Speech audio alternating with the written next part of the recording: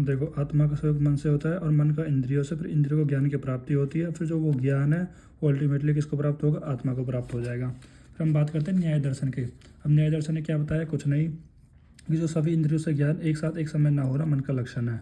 फिर हम चरक संहिता के अनुसार देखते हैं। चरक संहिता क्या बता रहा है कि आत्मा, इंद्रिया और अर्थ, अर्थ यानी विषय, जब इनका मन से सहयोग होता है, तभी जब इनका मन से सहयोग होता है तो आपको ज्ञान की उत्पत्ति होती है। देखो, मैंने आपको पहले भी ये बताया था, जब आत्मा का सहयोग मन से होगा और मन का इंद्रिया और इंद्रिया को अपने विषय से, तभी आपको ज्ञान की उत्पत्ति होगी। यदि आत्मा, इंद्रिया और अपने विषय में अगर मन का सहयोग नहीं होगा तो आपको ज्ञान की उत्पत्ति नहीं होगी। मन का लक्षण है ज्ञान होना या ना होना, यही मन का लक्षण है। फिर आते हैं, कह रहे हैं कि हम गुण पे, कह रहे देखो गुण, कह रहे हैं गुण दो बताए गए यहाँ पर, कौन कौन से, कह रहे अकॉर्डिंग टू प्रस्पाद and according to Charaka Samhita. प्रस्पाद ने इसका कह रहा है कि हमारे 8 गुण बता देंगे, संख्या, परिणाम, प्रत्युक्त, संयोग, विभाग, परत्व, अप्रत्व, संस्कार। इसको हम डिटेल में कहाँ पढ़ने वाले हैं, गुण वाले चैप्टर नंबर 4 ऑफ पदार्थ विज्ञान। फिर अब हम पढ़ते हैं चरक संहिता के अनुसार। चरक संहिता ने गुण के 2 भेद बताए गए हैं, अनुत्व और एकत्व, पहले भी देखे थे। अब देखते हैं, देखो अनुत्व का मतलब ये है कि जो मन का जो परिणाम होता है ना वो बहुत छोटा होता है। अनुत्व का मतलब होता है सूक्ष्म, बहुत छोटा। अब जो मन का परिणाम बहुत छोटा होगा तो इसका संबंध केवल एक ही इंद्रियों से बन पाएगा, यानी एक इंद्रियों से बन पाएगा। तो ये कहना चाह रहा है कि एक समय पर एक ही इंद्रियों से हमें ज्ञान प्राप्त हो सकता है। अगर मान लो मन का परिणाम बहुत ज़्यादा होता तो इसका संबंध बहुत सारी इंद्रियों से हो सकता, और जिसकी वजह से हमें बहुत सारी, कह रहे हैं कि सभी विषय को ज्ञान हो जाता है, पर ऐसा नहीं होता। जो मन का परिणाम है वो अनुत्व परिणाम है, जिसकी वजह से हमें एक समय पर एक ही इंद्रियों का ज्ञान हो सकता है। फिर होता है एकत्व। एकत्व का मतलब होता है एक, यानी संख्या। संख्या कितनी है मन की, एक संख्या है। अगर मान लो मन की संख्या अनेक होती तो अनेक होने की वजह से एक समय पर ही सभी विषय को ज्ञान हो जाता। ठीक है, अगर मन की संख्या अनेक होती है, बहुत सारी होती, तो क्या होता कि एक समय पर सभी विषय को ज्ञान हो जाता, पर ऐसा नहीं होता। क्यों? क्योंकि मन की जो संख्या है वो एक होती है। जैसे उदाहरण, फल को खाते हैं, फल के रूप, रसगंध आदि। देखो, जैसे आपने कोई फल को खाया तो फल को आपने रूप देखा, आपने उसका टेस्ट देखा, उसने आपने स्मेल देखी। ठीक है, तो उन सब का जो ज्ञान है वो आपको ऐसा लग रहा है, एक पहले वाले एग्जाम्पल की तरह आपको ऐसा लग रहा है एक साथ हो रहा, पर ऐसा एक साथ नहीं होता। क्यों नहीं होता? क्योंकि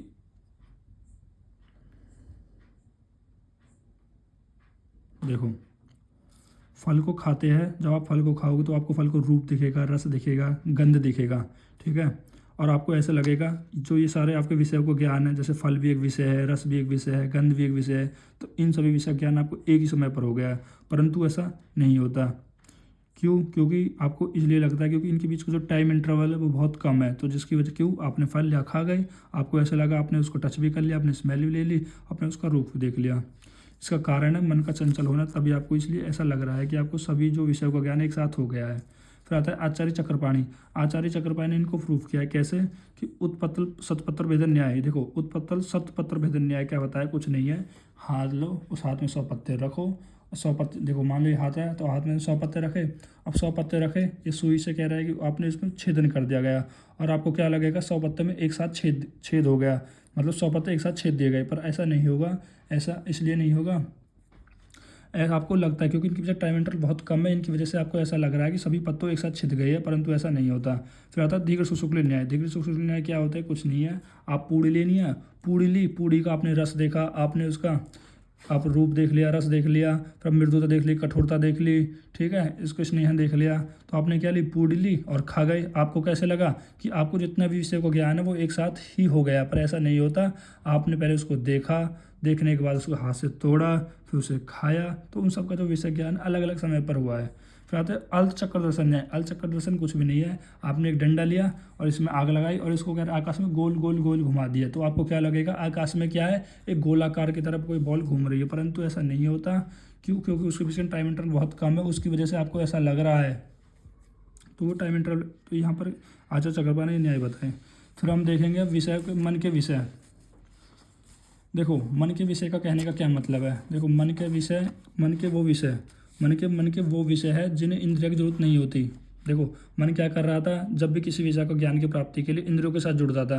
ठीक है, अब मन क्या करेगा, अब मन को इंद्रियों के साथ जुड़ने की जरूरत नहीं है। मन के वो खुद के विषय है जिनका वो ज्ञान बिना इंद्रियों के जुड़े ही ज्ञान की प्राप्ति कर सकता है, खुद सोच सकता है उनके बारे में। जैसे कौन कौन से है, चिंत्य, इसको पढ़ ले वाले, इसे ज्ञान करने के लिए मन को ज्ञान इंद्रियों की सहायता लेने की आवश्यकता नहीं होती। ये स्वतंत्र मन के विषय। स्वतंत्र मन के विषय 5 होते हैं। चिंत्य, विचार, ऊहम, देहम, संकलम। देखो, चिंत्यम का मतलब होता है थिंकिंग।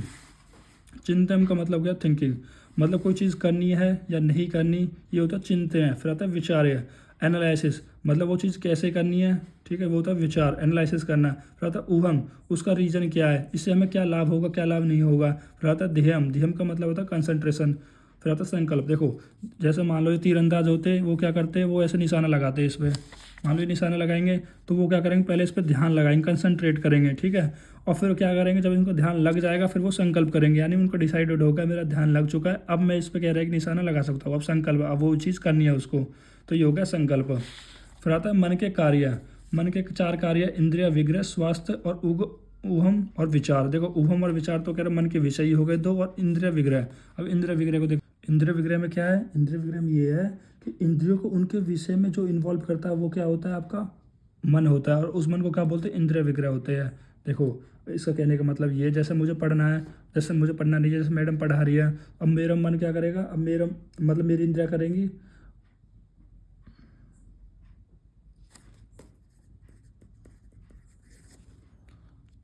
देखो मतलब इंद्रिय को जो अपने विषय से जो इन्वॉल्व कर रही है उसको मन कहते हैं। वो कौन सा मन होता है, इंद्रिय विग्रह, यानी मन को कह रहा है कि किसी चीज़ में लगाना, ठीक है। फिर आता है स्वस्य निग्रह, स्वस्य निग्रह में कुछ नहीं है कि मन को कंट्रोल करना, उपम विचार हमने यहाँ पर देख लिए। फिर मन का उभयात्मक, उभयात्मक का यहाँ पर बताया जा रहा है कि मन, जैसे हमने डुअल नेचर देखा था ना, डुअल नेचर ऑफ पार्टिकल का देखा, डुअल नेचर ऑफ पार्टिकल का देता है, उसी तरह मन का भी डुअल नेचर देखेंगे, यानी मन को हम ज्ञान इंद्रिय की तरफ कर सकते हैं, कर्म इंद्रिय की तरफ कर सकते हैं, यानी ज्ञान इंद्रिय कर्म इंद्रिय दोनों को तरह कार्य करने को मन को उभयात्मक कहा गया है।